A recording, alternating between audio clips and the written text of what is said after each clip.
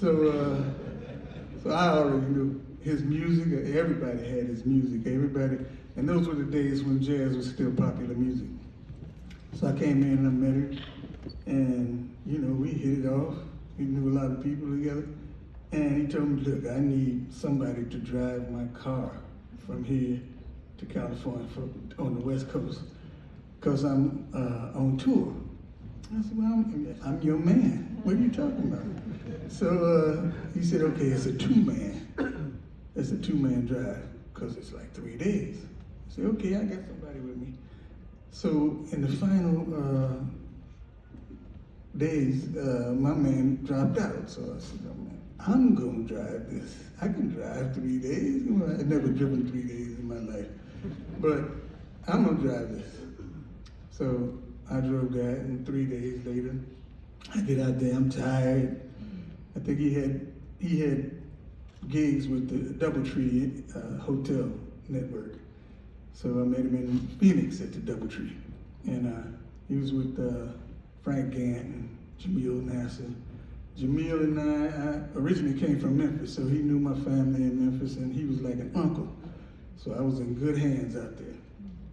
So he told me, "Look, I need a road manager now.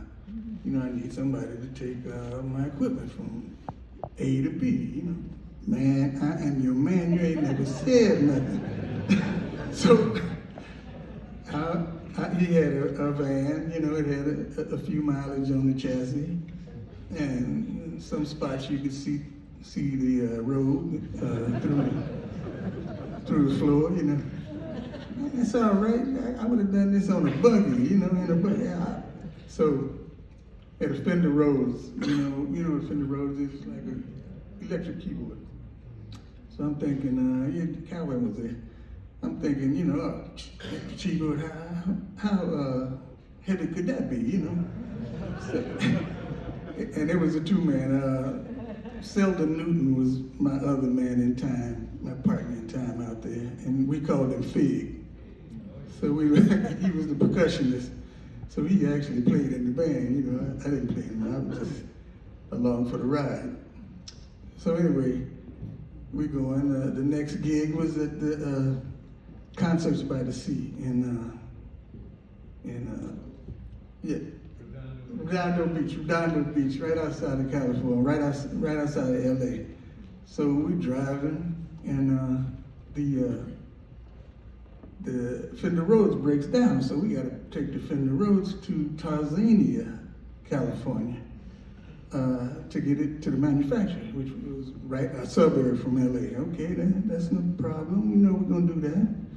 So we get to Fender Rhodes, and we're driving, and we're out there on the freeway, and the van breaks down. So we said, "Oh man, this is a drag." So we don't have any money. He didn't trust us with the plastic. So we get the van on the shoulder, and okay, now we got to call him. So it's not like, this is 1975, 76, so it's not like you can whip your cell phone out your pocket. They didn't have cell phones. We had to go find a payphone. So we found this payphone, and we got him, he's coming out.